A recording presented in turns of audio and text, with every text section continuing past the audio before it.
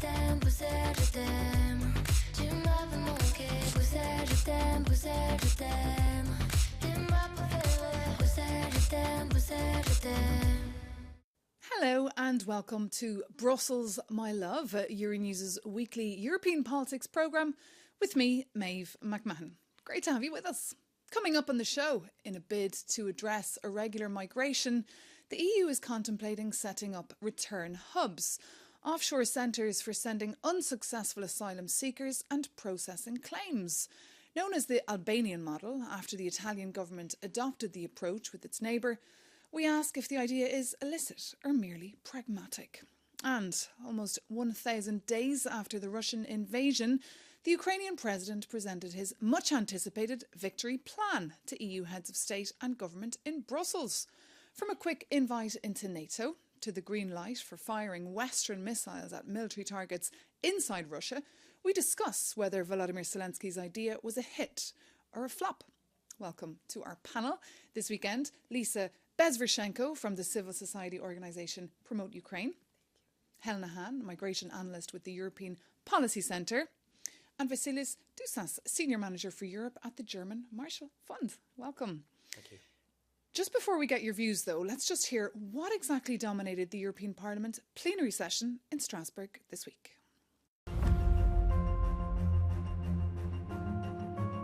Another Strasbourg session, another heated debate about EU migration policy. MEPs discussed a plan to build return hubs in non-EU countries, a copy and paste of Italy's asylum policy. The plan came about at this mini-summit. 11 leaders from countries including Italy, Hungary, Denmark and Poland sat down with the Commission President. Ursula von der Leyen then asked all EU capitals to think about setting up migrant centres outside EU borders, citing Italian action in Albania as the model to follow. But Rome faces legal stumbling blocks. A judge already ordered the return of a group of migrants to Italy from Albania. NGOs also warn these centres are incompatible with international law. Has this brought the debate back to where it started?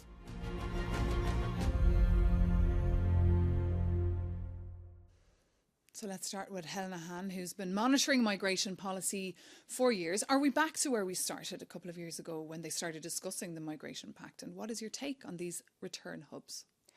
I would say at the moment we're not really back where we were in 2020 when the new pact on migration and asylum was proposed. Rather, what we're seeing now is that ideas that originated primarily on the far right and with conservatives have gained ground, are finding more political support, such that there is now a majority of member states that are not only meant to focus on the implementation of the recently adopted reforms on migration and asylum, but are looking more and more for solutions and approaches and responses above and beyond that. And I think this is quite a remarkable change that we've seen, also considering that von der Leyen herself was initially, just a couple of months ago, against or rather hesitant to sort of jump on board and has now espoused some of these ideas that are being put forward. Well, indeed, I remember a couple of years ago when these ideas were even contemplated, it was a major taboo, and now we're seeing these ideas seriously on the table.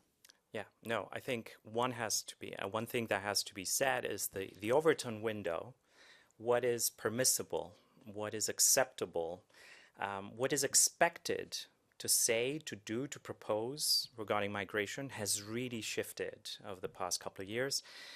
And I think it's a political reality. Everyone has to recognize that it has shifted decidedly to the right. And I think there are real concerns that need to be factored in. But what EU leaders are choosing to do now is a choice. And I think we often forget about that. And Lisa, from your perspective, how have you been viewing these discussions? What I'm afraid of is that migration is getting weaponized. And this is something that I'm really scared of, especially from the countries like Russia and Belarus, what we see at the Polish border now. And I think in the EU, we should always have a human approach to such issues as migration and to view all the EU migration policies through human rights lens. And in the Ukrainian case, there was a very successful case with a temporary protection directive, which was not only a very good migration strategy towards war refugees from Ukraine, but also it was a sign that EU member states can come together and in unity adopt a policy that was very successful.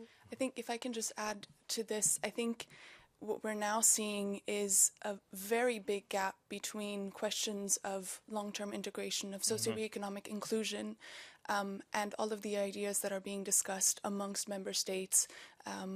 As we saw at the European Council meeting last week, there's a growing gap between the two. And I would also say that, to pick up on the point that was made, I think we also need to differentiate between what could be considered cases of instrumentalization, where it's clear that the EU needs some form of response. But what can't happen, or what I think should not happen, is that we continue on a path where member states decide unilaterally to, for instance, suspend access to asylum, or to limit the border crossing points, and this is, etc. of course, why the idea came up to have a proper migration and asylum pact, so that the 27 would work as 27 and not see each country do its own thing.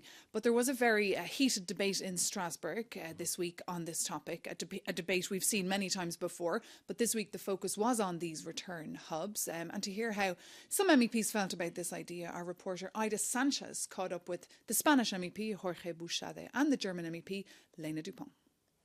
This is the perfect mechanism, because once inside European territory, it is very difficult to expel them, because unfortunately we have the entire left and the NGOs clamoring for their human rights.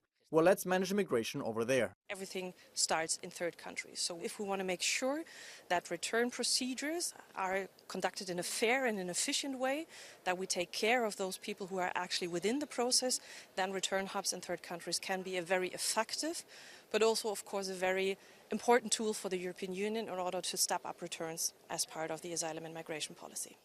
So MEPs there from the centre and the far right on the same page, saying that these centres could be an important tool. It feels like we're adopting a kind of out of sight, out of mind approach now, Helena, in Europe. I think there as well, we're talking about a very complicated system that has not benefited from reform in a long time. However, at the moment, the focus is very much on the responsibilities that would be taken up by non-EU countries. And what I'm missing is an answer on who would these countries be, beyond the Netherlands approaching Uganda, UK, Rwanda, Italy, Albania. All of these countries have signaled that this is a one-off decision, or it has not been possible to actually implement that. And so I see a lot of political noise around this, but no real answers as to who would be willing to have centres for that purpose, the return transit hubs, be set up. I fully agree. I think frustration over migration, over the fact that, and it is a fact, that EU member states have had a chronic inability to return asylum seekers whose applications have been rejected back to the countries of origins for a whole host of issues. And I think frustration with that, frustration with the moment that Europeans feel that they need more security, it's a moment of fragility, has led many governments to think of tougher, stricter measures as the way of achieving better outcomes. But Helena is right in that this idea, as part of the innovative ideas that are now being discussed, would be unthinkable just a few short years ago, would be unimaginable to propose. And also the logic that underpins it, it's as if countries don't want to have the responsibility for what happens in this very key political topic of migration. Let other countries, let the problem be handled outside the EU. And I think that's a very misguided, very myopic approach to the topic. It's interesting because I'm also asking myself every day, do we have a migration crisis even? Because you've seen the figures have dropped so much in the last couple of years, but there is a perception that there is one. Because if you speak to people, even people from migrant communities here in Brussels, they argue that there's people coming towards us. It's not being dealt with. We're full. Our country is full. The biggest two problems of the EU is labour shortage and migration. So this is a bit ironic, but I think when we speak about return, and I'm thinking about Ukrainian case, before returning people, there should be conditions where people will go.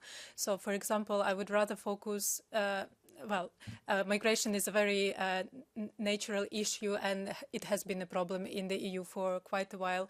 But I'm more leaning towards development and peace building in those countries from where these migrants are coming from, and only when there will be conditions for these people to return, and that should be another focus of EU policy as well.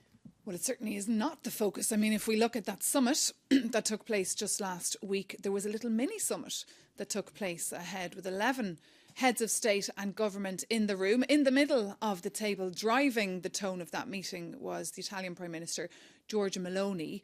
Is she now, Vasilis, leading the policies of the future of the European Council? It was important to see who sat around the table, and it was equally important to see who didn't sit around the table.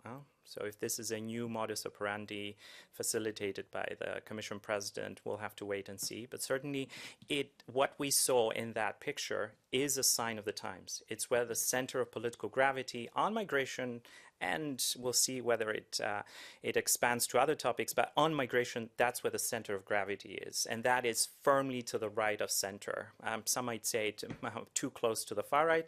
The only thing I will say is that if you look at the faces, not necessarily in that photo, but in general, it confirms what Helena said earlier. You'll see that it wasn't the far-right positions that moved closer to the mainstream, but rather the other way around. The mainstream has moved decidedly closer to the far-right, to extremist positions. Indeed, the kind of mantra now of the European People's Party, the centre-right party, is that returns are not fast enough. Only 1 in 5 people who do not have the right to be here are being returned. But you mentioned who was in that room and who was not. Of course, Charles Michel, the EU Council President, was not in the room. And Emmanuel Macron, the French president, was not in the room. He then expressed how he felt about these return hubs. He said he's in favour of discussions to make returns to country of origin more effective, but he's sceptical, he said, about these discussions with third countries that would agree to keep people that we don't want to accept. And Helena, that's something you mentioned. Can we trust in these other countries? And we've seen as well the deal done with Tunisia. We saw the Ombudsman come out this week, criticise how that was done by the European Commission. They weren't perhaps as transparent as they should have been. But it seems that seems to be the modus operandi. Yeah, I think this is important to differentiate. There are return and readmission agreements which specifically focus on such provisions, but then there have, of course, also been broader agreements that have been struck with the likes of Tunisia, Egypt, Mauritania, as well as Lebanon, though there the context, I would say, is a little bit different, and certainly so now. For North African countries, the context has very much been we need stronger relationships. There's a lot that connects us, but there are also geopolitical considerations, and migration is one of several other considerations, in particular macro-financial assistance. However, what I think we can expect is that not only will there be discussions really from the get-go, from day one when the new Commission takes office, on reforming the Return Directive, which is more of a procedural undertaking, as well as really continuing conversations with countries of origin, not just in the immediate neighbourhood, but possibly also beyond that. But that will also require member states to align their policies, because we know that at the moment it's a patchwork with readmission agreements at EU level, and then member states having their own at a bilateral level as well. And I think you're giving us a taste of just how complex migration and asylum policy is. Of course, we do have the pact that was agreed on. It will come into force in 2026. But just on those policies of Giorgia Meloni, we wanted to catch up with Italians to hear how they felt about them. So we asked our Rome correspondent, Giorgia Orlandi, to put their microphones to them. I understand the importance of security, and I'm sure there are also human traffickers among them. However, focusing only on a security approach is misguided. While it's necessary, it shouldn't be the only focus. It's equally important to address the structural issues in countries whose resources have been exploited for years. Conoscendo la storia della Meloni. Knowing Meloni's history and the history of her right-wing party, I don't approve her policies. I'm not sure what the alternative could be, but certainly the current system isn't working. Questo sistema non funziona. Tutta la spesa che lei ha fatto per realizzare. All the money spent building these hubs in Albania could have been used to set up similar centers in Italy. I don't see why it had to be in Albania. I don't think this approach is solving the migration issue. Il problema dell'immigrazione. So a flavour there of reactions from Rome, but most agreeing that the current system doesn't work. Unfortunately, and I think the EU was struggling to help those first entry countries that are at the border, to help them to manage these migrants, and especially, yes, there was a lot of finance going to those countries, but it's not only about money, it's also about well, it's about everything. It's about building infrastructure. It's about talking to your own people. It's about framing a common migration message that you can communicate to EU citizens. But Vasilis, like, how deeply divided are we as an EU on this? I mean, you've seen editorials as well written about the EU could divide and break up. I mean, that's a little bit dramatic. I think it is dramatic, but at the same time, we have a pact that was adopted earlier this year. And we see member states already doubting that it will be effective when it becomes operational in 2026. We also see member states, specific member states, saying it's not enough. And that was meant to be at the apex of European efforts, you know, the final piece that was missing to make sure that Europe united focuses and deals with this fundamental issue. I think there's political expediency there that we need to factor in as well. For many of these politicians, you know, the politics of migration can boost their electoral fortunes, their political fortunes. And going back to a point that I made at the very beginning, there are real concerns, societal concerns. We heard from some people that the system as is isn't working. And then there are political choices that are made. And some politicians, an increasing amount of politicians, are mixing the two. They think that what we're proposing now, it's the only natural solution to these real concerns, forgetting about the risk, forgetting about the threats, of which there are many. And indeed, when you say this is an issue for people, we've seen in Germany, Helena, your home country, this is number one issue when people are asked what is their priority, what is their biggest concern. We've also seen the German government introduce checks on the borders, which is a big deal for a country with so many borders. So what is the mood in Germany? Well, I think this is kind of the result of a long period of time where the government as well as the population has felt like not enough is being done, not just in relation to regular migration, but importantly, more on the integration and inclusion side of things. I mean, what we've heard from countries like Germany and Austria saying our reception capacity is saturated. We don't necessarily have space to take in more people and have therefore tried to push for more restrictive measures and more measures countering irregular migration. But I think it's important to remember that there too, there are political choices to be made, and one of the things that always strikes me is that COVID, for instance, in my view, provided an opportunity to rethink how reception systems could be built so that there's more flexibility, for instance, to say sometimes there will be more arrivals, sometimes there will be fewer arrivals. And what we're seeing now is a couple of years later is that, in fact, few adjustments have been made, and so I think this is kind of a result of this. And border checks, as we know from the situation in 2015-16, has often been kind of an easy response to what is otherwise a much bigger political issue. Indeed, and just going back to the return hubs, we've seen a lot of NGOs say this week that it could be a return to prison-like situations, many fearing that here in Europe we're getting closer to the Australian model, which of course is known as being very, very harsh. And we wanted to ask an EU law professor for his take on this. So we had a chat with Francesco Gatta in Louvain-la-Neuve. I think the Australian model is rather different. That's a matter of geography. First of all, I mean, Australia has been offshoring asylum seekers in these very little islands, Manus and Nauru, which are literally very remote island. Journalists, media, NGOs, activists are not allowed there. We don't even know what happened there. In Europe, we are, again, with a founding member state of the EU. This must be control on these centers from politics, public opinion, NGOs, judges, of course, and lawyers. So here, fortunately, we have a way to control better their compatibility with EU law. So Professor Francesco Gatta there speaking to me from the University of Louvain-la-Neuve. So these centres, he's saying, in Albania would be very much run by Italian police. They'd have to respect Italian law and EU law. But still, we won't know what's really going on there, Lisa. Well, yeah, we don't know what's going on, and from what we've seen in the media, that it wasn't a very successful case so far, and people had to be returned back to Italy. And well, my always concern is that there is a lot of blind spots where the human rights are endangered, and there is a lot of space for human trafficking, and there is yeah, it's just not safe, and I wish there was a better consideration of those migrants. I think it's a case of, if I don't see a problem, then it doesn't exist. If only it was a matter of geography where these applications are handled, you know. Just because European states have been unable to process fast enough, you know, respecting human rights, the standards, the EU ethos, if you want. If we move the exercise of going through that process outside the EU, it's not going to solve the problem, you know.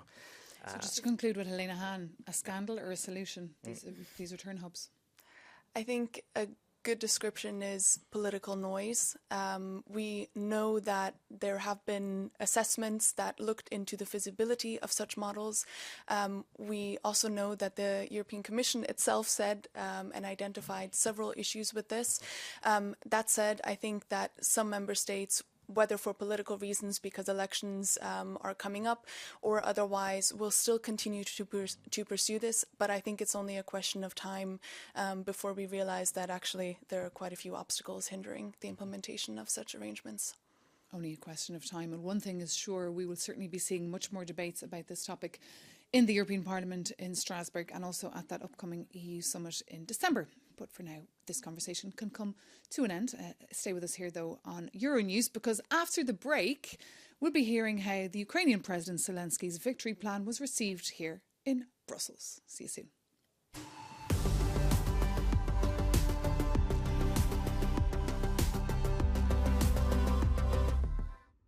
Welcome back to Brussels, my love. I'm Maeve McMahon, and along with Vasilis Dousas, Lisa Beshvershenko and Helena Hahn, we're taking a look back at the news of late. And one we wanted to touch on was this: Ukraine's president in Brussels last week warning EU and NATO leaders that thousands of North Koreans were being trained to fight against Ukraine. He presented his victory plan and promised it would strengthen Ukraine and beyond, and could even end the war sooner rather than later. We can take a listen now to Volodymyr Zelenskyy. Putin should respect our strengths, not have the free world tremble at his threats. And we can use the deterrence package only if Russia does not stop the war. The victory plan is a bridge to a successful second peace summit. You can help make this a reality. So, Lisa, how do Ukrainians feel about this plan, and how is your morale now as we go into another harsh winter? Well, every winter it's very difficult, and I think this peace plan comes during the time where there was a lot of silence, and this silence gave space for alternative solutions of this war. And I think this peace plan is exactly reminding that Ukraine is not going back and is not giving up any territories. Maybe that was a bit of frustration that Volodymyr Zelenskyy didn't put any softer points. On that plan, it very much says it wants a call to be invited into NATO as soon as possible, a green light to shoot long-range strikes with Western weapons deep into Russia, and also a refusal, as you say, to trade Ukraine's territory or sovereignty. How is it received, Vasilis, here in Brussels? I mean, clearly the Ukrainian President Zelenskyy, wanted something more substantive. I think if we are to be honest, on a declaratory level, we had positive signals, some outliers like Lithuania accepting the plan, fully supporting the plan, but overall the reaction was muted on the substantive level. But I still want to make the point that what Zelenskyy tried to do wasn't just to crystallize the asks of Ukraine in this particular moment, to say 1, 2, 3, 4, 5, 6, but it was also a way, a plan, a plea, if you want, to say this is the way to beat the fatigue that I see settling in the international community. Essentially, how I saw the plan is him saying, look, help me now, help Ukraine now, and if you do that decisively now, then this may well pave the way for an end of the war next year, by the end of next year.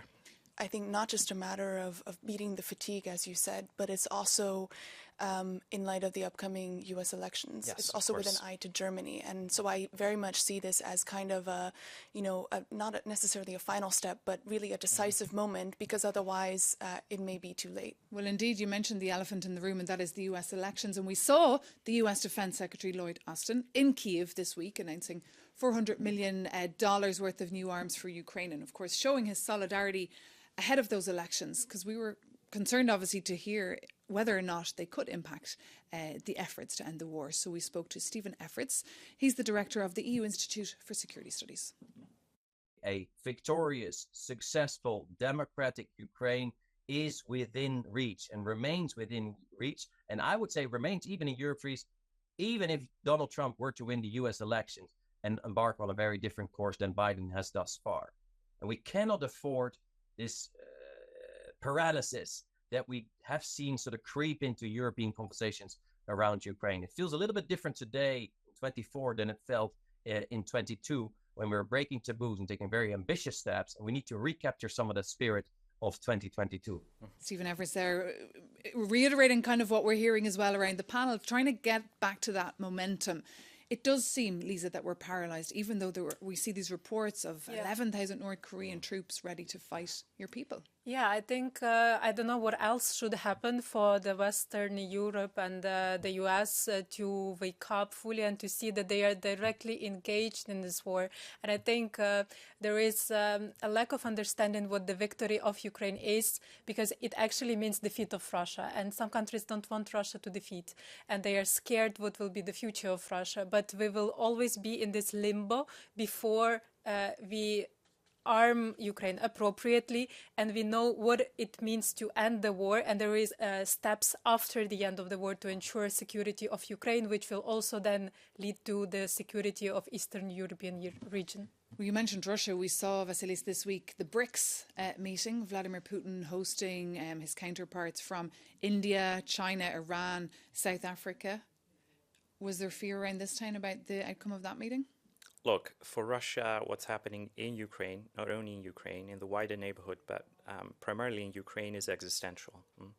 And it will use every diplomatic lever, every diplomatic gathering, any tool, any connection that it has to try and boost its own fortunes. And certainly the BRICS summit was a big PR stunt for Putin, just to try and portray confidence, project that he's on the winning side. And when you combine that imagery with the intel reports about North Korean troops on the ground being trained to be deployed, when you know you have the US election, where I will disagree with Stephen, I think it can have an existential impact on how the Ukraine dossier is handled by both sides of the Atlantic. And when you have other critical elections, like in Germany, as Helena said, that really underpin the skepticism that characterized, the conduct, the approach of the current German government, then I think, it works. It gives an imagery that Russia is on the winning side and we're not. And I would like to underline what Lisa said. This is not just about Ukraine's win. This is about Russia's defeat as well, because it's either or at this stage. If I may add, we have a lot of experience, and if there is someone who believes in freezing this conflict, for us, we know that from 2014 to 2022, it took Russia 8 years to launch a full-scale invasion. If we freeze this war for another 8 years, now with the current capacities of Russia and trained army, it will need even less time to launch another invasion, another attack, and I'm afraid. Together with occupied territories and occupied people that are under those territories. We know that Ukrainians are forced to train and fight on the side of Russia. I think Russian army is becoming stronger and stronger with time. And on that point, we can close this conversation. For more information, do check out our website, euronews.com, for more analysis. But for now, thank you so much to our panel for your insights and analysis. And thank you so much for watching. See you soon on Euronews.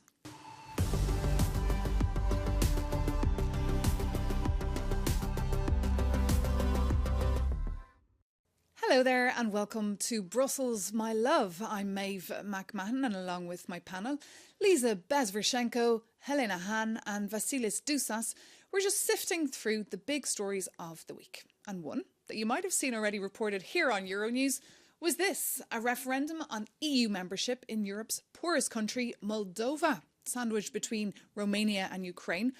Locals said yes to Brussels, but only just over 50% were in favour and 49.54% against. Presidential elections also took place, but due to no clear outcome, a second round is scheduled for November 3rd. For more, we can take a listen now to the incumbent president, Maia Sandu. Eu am votat anume pentru că moldovenii trebuie să își I voted specifically because Moldovans must determine their fate.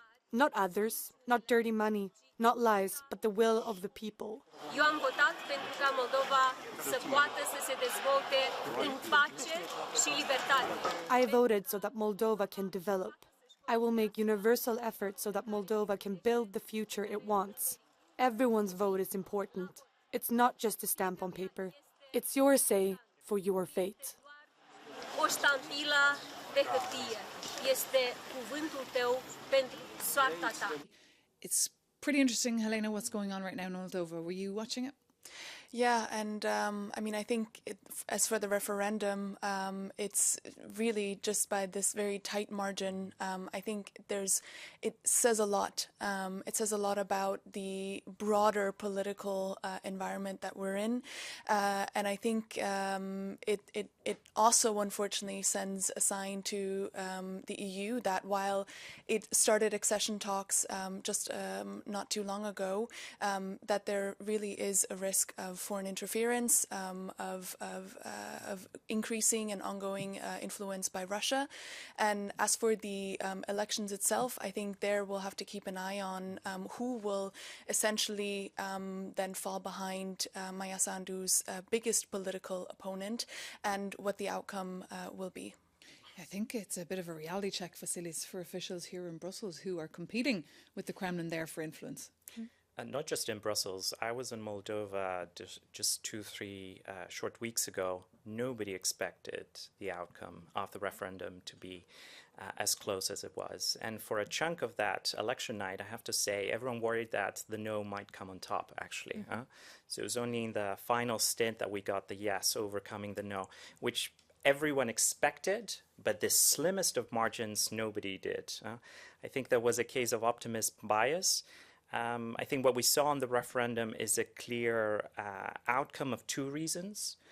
One was what you said, Russian interference operations, attempts of unimaginable magnitude, scale, diversity, unprecedented for Moldova, but also very remarkable for international standards as well. But also I suspect what is often lost in these discussions is the fact that a good chunk of that much higher percentage of no also came from people who are, because it was like any other election, who protested against the incumbent, against the government as well. Yeah, another day in Europe where the Russian influence was underestimated, and it reminds me a lot of 2014 when we had the big revolution, Euromaidan, and before that there was also this decision whether we go to the West, to Europe or to Russia, and we see how much it costs for Ukraine to bid for the European choice, and I hope that for our neighbors, Moldova and Georgia, that this fight for democracy and for European choice will not come at that price. And for this, we have, as Europe, we have to support each other, and we have to first of all, beat Russian hybrid warfare. And you mentioned Georgia, of course, who are voting this weekend as well, which we're keeping a very close eye on here on Euronews. But just to mention, the Moldovan diaspora, of course, is quite significant. The UN says 1.5 million Moldovans are living abroad, and some are here in Brussels studying downtown. So we had the opportunity to ask them how they felt about these elections and these allegations of meddling from the Kremlin.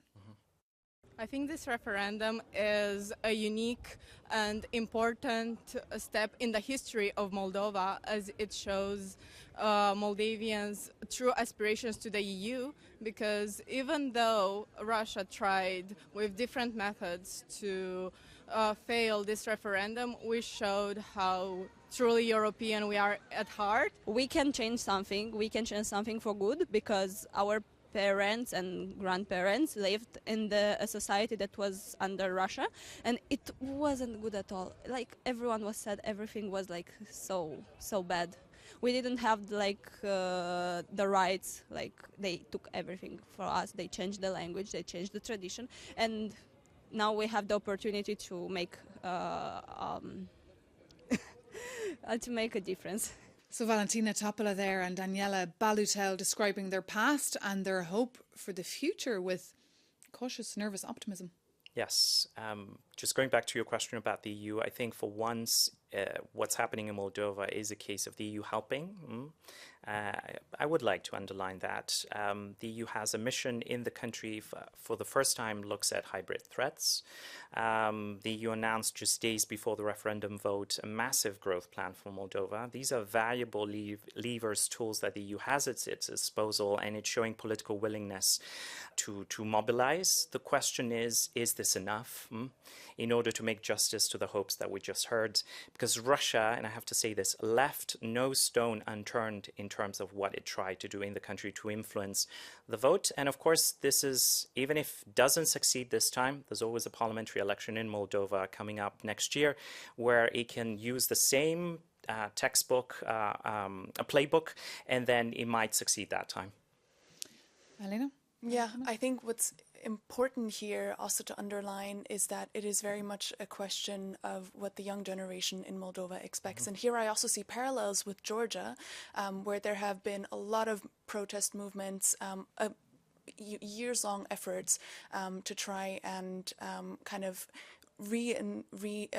reinforce and assert this sort of pro-European stance vis-a-vis, again, not just Russian interference, but also within the country, undemocratic forces. And we've seen those incredible pictures on our screens throughout the week. But that can conclude this conversation.